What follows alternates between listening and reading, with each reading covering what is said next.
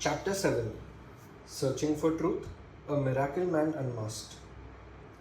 The people of Paadra were known for their deep love of spirituality. Because of this, many Jain sadhus, holy monks from different sects, would often visit the town's upashraya, the place where sadhus stayed. And young Tribhuvan had a very special gift. The moment a sadhu walked through the door, Tribhuvan's sharp eyes would go to work. He had a rare, natural ability to read a person's character, calmly, logically, without letting his feelings get in the way. He knew that Jain sadhus were supposed to follow very strict rules of conduct called achar, rules based on the teachings of Lord Mahavira. But not every sadhu who visited was truly living by those rules. So Tribhuvan watched. He observed every little detail of their behavior. He never bowed his head to any sadhu, not until he was completely sure that the holy man was truly following the path of Lord Mahavira. The moment he was certain, only then would he bow down with full respect. One day, great excitement swept through the devout people of Paadra. Do you know, people were saying, the sadhu visiting the upashraya today is a great yogi, a true spiritual master. He goes into the woods during the hot afternoon for his sadhana, his spiritual practice, and he can meditate in the scorching heat. Stories of this so-called miracle man spread like wildfire. A huge crowd gathered at the upashraya, eager just to catch a glimpse of this great yogi and receive his blessings. 8-year-old Tribhuvan stood in one corner of the upashraya, watching everything with wide, curious eyes. But he was not swept in the excitement. He was suspicious. Something did not feel right to him. He decided he would find out the truth for himself. Around noon, the sadhu went out to collect gochari, his food for the day, and returned around 1 o'clock.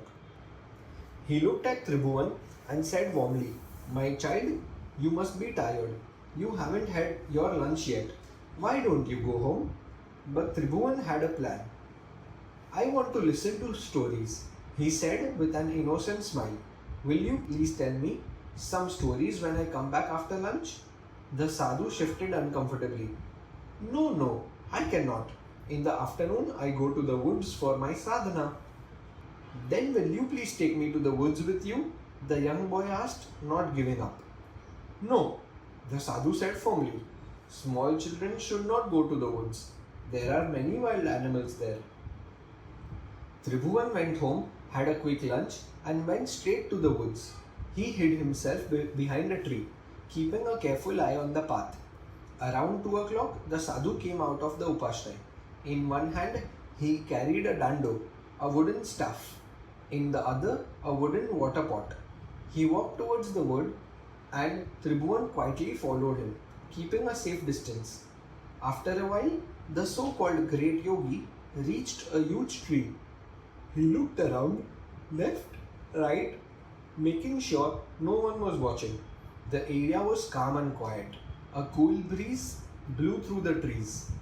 The sadhu spread his santharo, his woolen mat, under the tree. He looked around one more time and then stretched himself out on the mat. Within minutes, he was fast asleep, snoring away. Tribhuvan sat quietly at a distance, watching the sadhu the whole time. After about 2 hours, the sadhu woke up and got the shock of his life. There sat little Tribhuvan, calm as ever, looking straight at him. "Why are you here?" the sadhu asked, panic rising in his voice. Tribhuvan replied with a humble smile and a glint of mischief in his eyes. "Sahibji, I followed you." The sadhu's face fell. The game was over. He knew that if people of Paadra found out, if his devotees learned the truth, it would be deeply humiliating. He pleaded with Tribhuvan, "I humbly beg you, please don't tell anyone about this." But Tribhuvan stood firm. "I will definitely tell everyone," he said.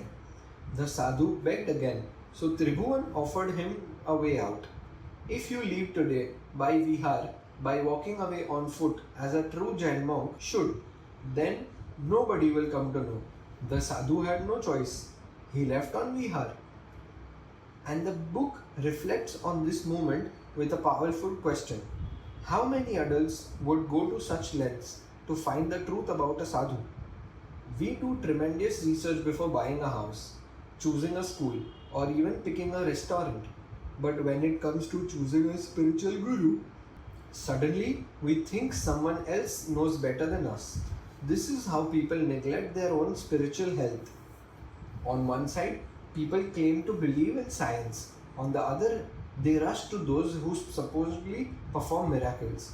Today, there are more hypocrites among sadhus and fewer true souls walking the genuine path of spirituality. But young Tribhuvan, just 8 years old, sought only one thing: purity. Purity of thought and action in every sadhu he met. And that rare quality lives in the hearts of only a handful of true Shravaks, devoted Jain householders, even today. End of chapter 7.